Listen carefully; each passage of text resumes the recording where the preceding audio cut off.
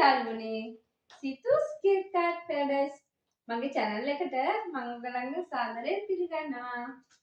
මට අදත් තුන පුංචි වීඩියෝ එකක් ගේන්න. මේ පුංචි වුණාට මේ වීඩියෝ එක හරිම වැදගත් කේක් හදන අයට.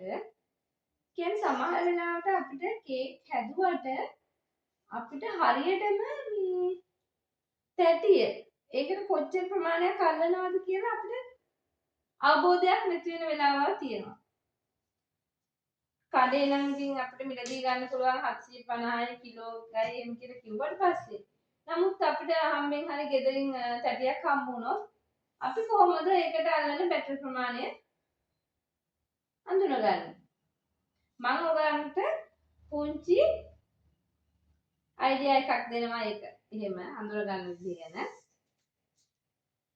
අපි කියමු මෙන්න මේ තැටිය. අපි දන්නේ නැහැ මේකට කොච්චර ප්‍රමාණයක් අල්ලනවද කියලා. නමුත් අපි බලමු කොහොමද ඒක හොයාගන්නේ කියලා.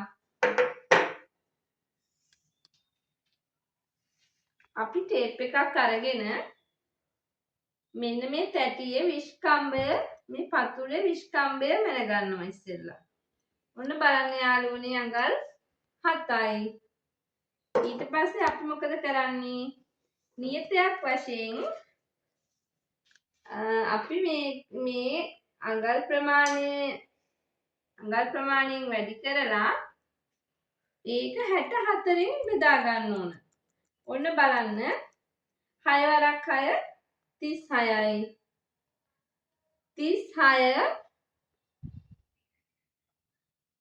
36 බෙදා ගන්න 64න්.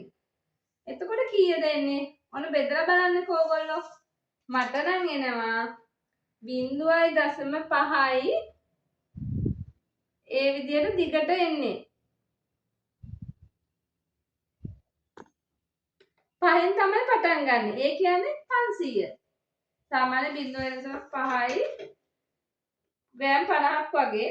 ග්‍රෑම් 50 ගන්නෑ අපි මේ තැටිය එතකොට ග්‍රෑම් 500ක බැටර් එකක් සඳහා තමයි මේ තැටිය පාවිච්චි කරන්නේ. ඒ වගේම මේ පැත්ත ගොඩාක් වෙලාවට ඉතින් කේක් බේක් තැටි තියෙන්නේ අඟල් 2.5 නේද? 2 වගේ තමයි. ඒක පොදුයි. ඒක තැටි හදනකොට ඒගොල්ලන් නිෂ්පාදනය කරන ආයතන වල හැටියට. ඊළඟට අපි දැන් ඔන්න මේක අපි දැන් බලමු මෙන්න මේ තැටිය. මේ තැටිය අපි දන්නේ නැහැ කියමුකෝ. දැන් අපි මේකත් අර කියපු විදිහටම පතුලේ විස්කම්බය මේකේ පතුලේ විස්කම්බය අඟල් 7යි. අඟල් 7 බෙදනවා 7 වැඩි කරනවා 7ෙන්. 7ක් 7 49යි. අපි 49 බෙදා ගන්නවා 49 64න් බෙදා ගන්නවා. 49 64න් බෙදුවාම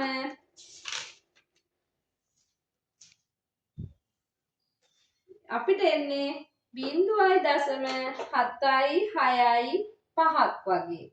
එතකොට අපිට තීරණය කරන්න පුළුවන් 0.7යි 6යි නිසා මේකට අල්ලන්නේ ග්‍රෑම් 750යි. ඒ කියන්නේ 765ක් වගේ ග්‍රෑම් කිව්වද 750. කොහොමද අපි ඒක හදාගත්තේ? 7ක් 49යි 49 බෙදනවා 64න්. එතකොට 0.7 ගානක් එන්නේ. 765 7යි 6යි 5යි.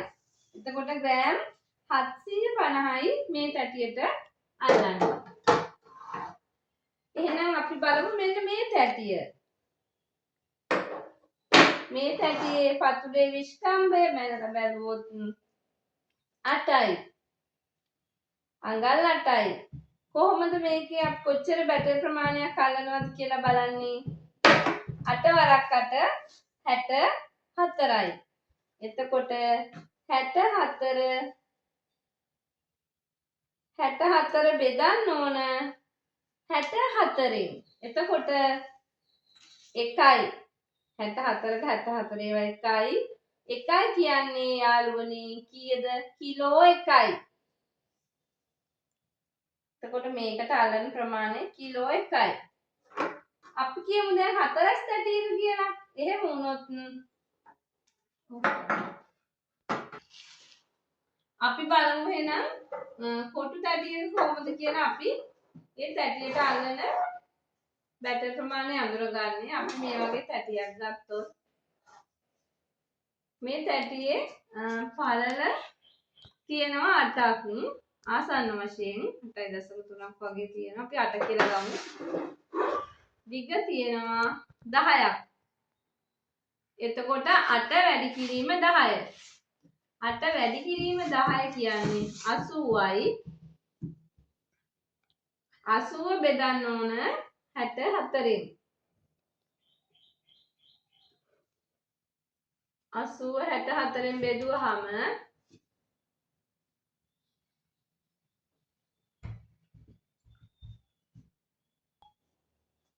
අපි බලමු මේ වගේ 4ස් තැටියක කොහොමද කියලා බැටර් ප්‍රමාණය කොහොමද දානවද කියලා අඳුරගන්නේ. මේ තැටියේ පළල තියෙනවා අඟල් 8ක්.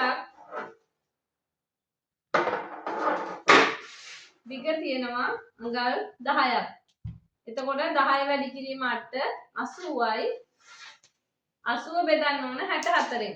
එතකොට 1.0 ගානක් එන්නේ 1.2යි 250ක් වගේ. එතකොට මේකේ අපිට කිලෝ 1 තමයි සාමාන්‍ය ප්‍රමාණය.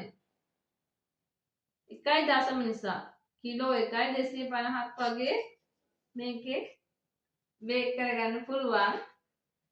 ආසන්න වශයෙන් කිලෝ 1ක් වගේ තමයි අපිට මේකට යොදන්න පුළුවන්. එහෙනම් යාළුවනේ මම හිතනවා ඔයගලන්ට ඉතාම වැදගත් දෙයක් දැනගන්න ලැබෙන්නේ නැති කියලා. මේ 64න් බෙදන එක ගැන ගොඩාක් තැන්වල කතා වෙනවා අඩුයි. ආසන්න වශයෙන් කේක් තැටිවල ලියලා තියෙනවා 750 කිලෝ 1 250 එහෙම. නමුත් මේ 64න් බෙදුවට පස්සේ ඔයගලන්ට ලස්සනට කොච්චර බැටර් ප්‍රමාණයක් අල්ලනවද කියලා ඔයගලන්ට තීරණය කරගන්න පුළුවන්. එහෙනම් යාළුවනේ thank you